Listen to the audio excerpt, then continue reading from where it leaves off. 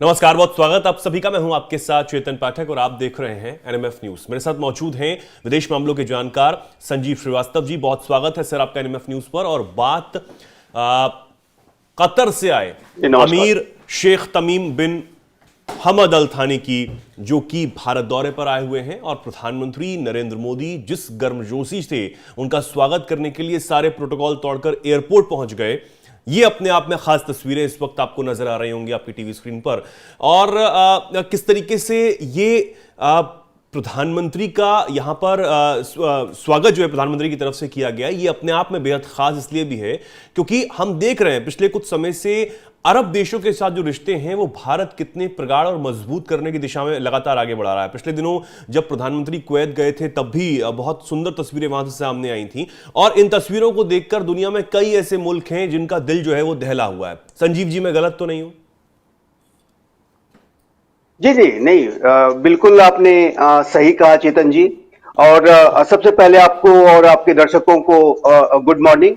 और देखिए, ये जो विजिट हुई है ये कतर के आमिर अल थानी की, और बेहद महत्वपूर्ण यात्रा है और भारत इसको विशेष महत्व देता है। और इस महत्व का अंदाजा आप इसी से लगा सकते हैं कि भारत के प्रधानमंत्री श्री नरेंद्र मोदी ने सारे प्रोटोकॉल तोड़ते हुए एक रेयर जेस्चर, एक असाधारण जेस्चर दिखाते हुए एयरपोर्ट पर वो पहुंचे और उन्होंने कतर के आमिर अल थानी जी का बहुत ही गर्मजोशी से स्वागत किया।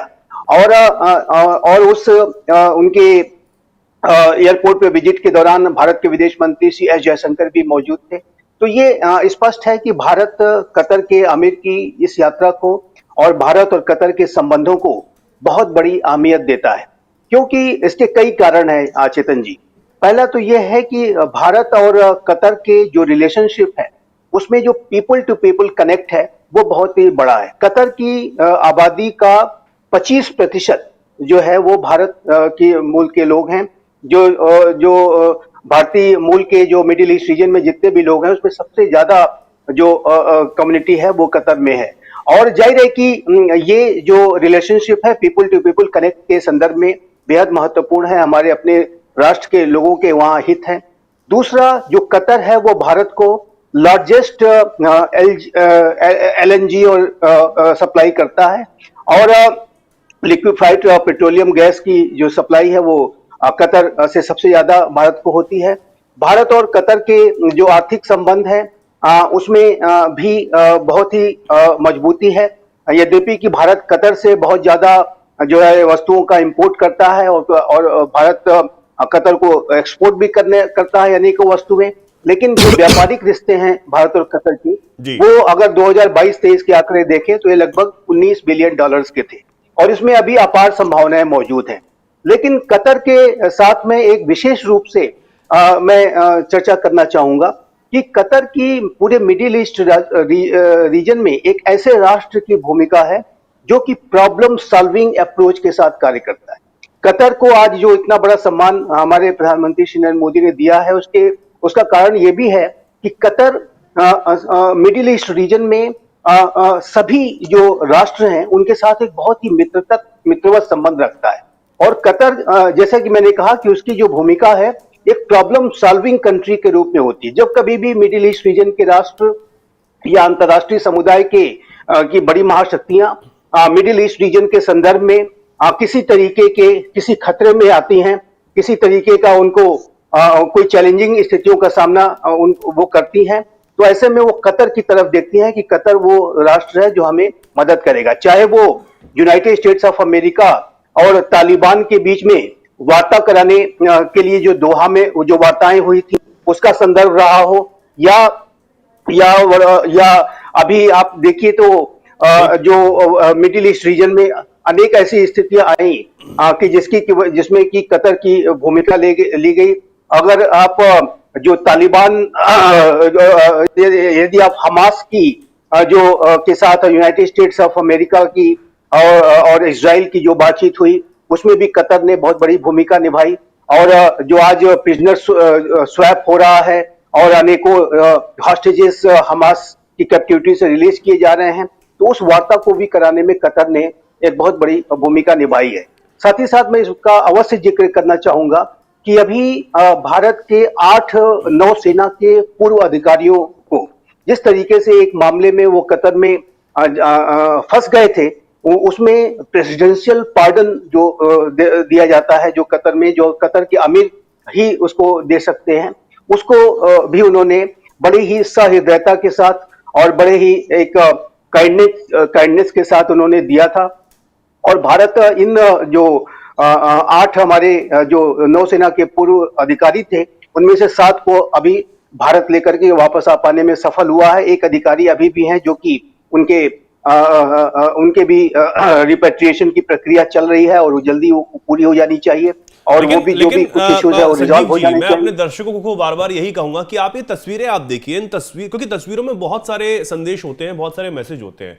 हम पिछले दिनों से जब देख रहे हैं कि किस तरीके से, चाहे वो प्रधानमंत्री नरेंद्र मोदी हो या विदेश मंत्री डॉक्टर एस जयशंकर हो, उनके जो दौरे हैं वो कतर में लगातार बड़े हैं।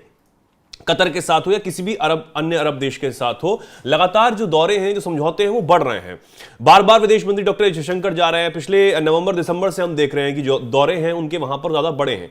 अब ये क्या कूटनीति है, क्या स्ट्रेटेजी है इसके पीछे कि अरब देशों के साथ जो हमारे संबंध जो कहीं ना कहीं पीछे छूटते हुए नजर आ रहे थे, उनको बहुत ज्यादा अच्छे तरीके से और इस गर्मजोशी के साथ आगे बढ़ाना कितना महत्वपूर्ण हो गया था और कितना जरूरी है आने वाले समय के लिए भी। मुझे याद है संजीव जी कि अभी कुछ दिनों पहले जो इंडियन एनर्जी वीक नई दिल्ली में हुआ, उसमें ओपेक के सेक्रेटरी जनरल आते हैं, और क्योंकि मैं उसको कवर कर रहा था और वहां पर खुले मंच पर वो बोलते हैं कि मैं 24 साल पहले नई दिल्ली आया था और 24 साल बाद जब नई दिल्ली आया हूं तो ये इतना कुछ बदल चुका है, चाहे यहां पर रोड्स हो, तमाम इंफ्रास्ट्रक्चर हो, बहुत कुछ बदल चुका है और इसका पूरा श्रेय उन्होंने नरेंद्र मोदी और उनकी कैबिनेट को दिया। तो ये एक बहुत बड़ी बात हो जाती है कि ओपेक का सेक्रेटरी जनरल हमारे देश में आके 24 साल बाद इतनी बड़ी बात बोलते हैं, और इस तरीके से गर्मजोशी से मुलाकात करना, बार बार कतर जाना कितना महत्वपूर्ण है ये? देखिए, आपने ये बहुत ही महत्वपूर्ण सवाल पूछा है चेतन जी। और देखिए, भारत आज का जो ये नया भारत है, उसकी विदेश नीति प्रोएक्टिव है। पहले कभी एक दौर हुआ करता था कि हम पेरिफेरी पर बैठ करके घटनाओं को सिर्फ देखा करते थे, उसको ऑब्जर्व किया करते थे। लेकिन आज के समय में हम यदि पहले आपको याद होगा कि आपके दर्शकों को भी, हम एक लुक ईस्ट पॉलिसी पर चला करते थे, लेकिन आज की हमारी जो पॉलिसी है वो एक्ट ईस्ट की है। लेकिन आज के समय का जो भारत है वो न सिर्फ एक्ट ईस्ट करता है बल्कि एक्ट वेस्ट भी करता है।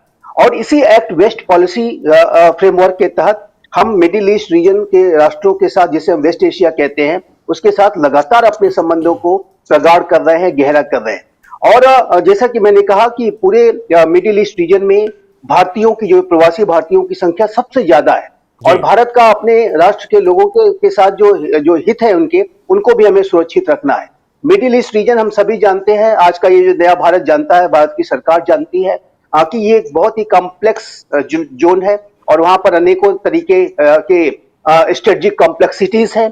लेकिन वहां पर जो एनर्जी से संबंधित, अन्य विषयों से संबंधित जो भी अपार संभावनाएं हैं, उसको भारत लगातार एक्सप्लोर कर रहा है। और भारत की जो प्रोएक्टिव एक्ट वेस्ट पॉलिसी है, उसके तहत हम मिडिल ईस्ट रीजन के राष्ट्रों के साथ लगातार अपने संपर्कों को गहरा कर रहे हैं, चाहे वो सऊदी अरबिया हो, यूएई हो और कतार हो, और साथ ही साथ जो गल्फ कोऑपरेशन काउंसिल का जीसीसी के जो कंट्री है, जाहिर है कि उसका जो है कतर एक महत्वपूर्ण सदस्य है। और उसके साथ साथ अगर आप मिडिल ईस्ट रीजन में अन्य राष्ट्रों को भी देखें तो ईरान के साथ भी हमारे बड़े अच्छे संबंध हैं। ईरान हो, इजराइल के साथ हमारे बड़े अच्छे संबंध है, और वही फिलिस्तीन के साथ भी हमने अपनी दोस्ती बरकरार रखी हुई है। तो भारत की ये जो एक संतुलित, विवेकपूर्ण, बुद्धिमत्तापूर्ण, प्रोएक्टिव जो एक्ट वेस्ट पॉलिसी है, उसके तहत कतर के साथ भी हमने अपने संबंधों को अच्छा और प्रगाढ़ और मजबूत बना करके रखा हुआ है। और जैसा कि मैं फिर से इसको रिएम्फसाइज करूंगा कि कतर एक ऐसा राष्ट्र है जो कि मिडिल ईस्ट रीजन में यदि कभी कोई भी इश्यूज आते हैं, जो कि आ सकते हैं, तो ऐसे में भारत कतर की जो मध्यस्थता वाली उसकी जो भूमिका है वो बहुत बड़ी है। उसका इस्तेमाल करते हुए कतर को जो एक ट्रबल शूटर या प्रॉब्लम सॉल्विंग कंट्री के तौर पे कभी भी इस्तेमाल कर सकता है। इसी वजह से मैं बहुत बड़ा दाव ये बहुत अच्छा लगा मुझे देख करके। भारत का यहाँ पर है और प्रधानमंत्री बखूबी इस बात को जानते हैं, विदेश मंत्रालय बखूबी इस बात को जानता है कि हमें किस देश के साथ कैसे संबंध रखने हैं। और बिल्कुल बहुत सही कहा आपने संजीव जी, इसमें कोई दो राय नहीं है कि आज नए भारत की क्षमता जी एक बात इसमें मैं और ऐड करना चाहता था जो कि बहुत महत्वपूर्ण है कि देखिए भारत का जो रणनीतिक जो महत्व है, आर्थिक महत्व है, वो पूरे मिडिल ईस्ट रीजन में बढ़ता जा रहा है। India middle east Europe economic corridor का जो इनिशिएटिव G20 के समय में लिया गया था, उसके आगे बढ़ने की संभावना है। राष्ट्रपति ट्रंप अब उस पूरे कॉरिडोर को जो है यूनाइटेड स्टेट्स ऑफ अमेरिका तक ले जाना चाहते हैं। रोड, रेल और अंडर सी केबल कनेक्टिविटी की अभी वो बातें कर रहे हैं। तो ऐसे में जो इंडिया से ये जो कॉरिडोर शुरू होगा, वो पूरे मिडिल ईस्ट रीजन यूरोप से होते हुए अमेरिका तक उसकी पहुंच होगी। और ये एक बहुत बड़ा इनिशिएटिव बाइडेन एडमिनिस्ट्रेशन ने लिया था, हमारे प्रधानमंत्री श्री नरेंद्र मोदी ने लिया था, उसको राष्ट्रपति ट्रंप भी आगे बढ़ाना चाहते हैं, इजराइल भी आगे बढ़ाना चाहता है, यूरोप भी आगे बढ़ाना चाहता है। उसी तरीके से I2U2 का जो इनिशिएटिव है, जिसमें कि भारत, अमेरिका, इजराइल और UAE शामिल है, वो भी आगे बढ़ रहा है। और मिडिल ईस्ट रीजन में भारत का जो रणनीतिक महत्व है, भारत का जो आर्थिक महत्व है, वो लगातार बढ़ता जा रहा है।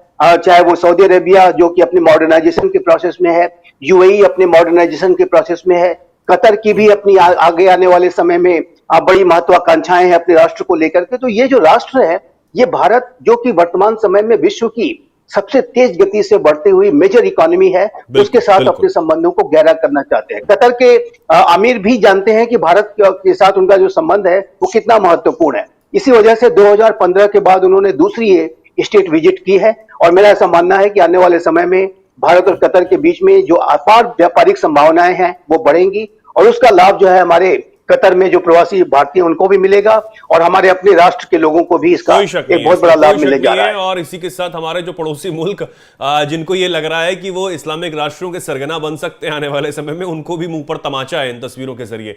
ठीक है, फिलहाल के लिए बहुत बहुत धन्यवाद संजीव जी, आपका हमारे साथ जुड़ने के लिए। और हमारे दर्शक जो भी इन तस्वीरों पर, जो भी इस खास खबर पर कहना चाहते हो, कमेंट सेक्शन में आप जरूर लिखें और ऐसे ही जुड़े रहें, देखते रहें NMF न्यूज। नमस्कार।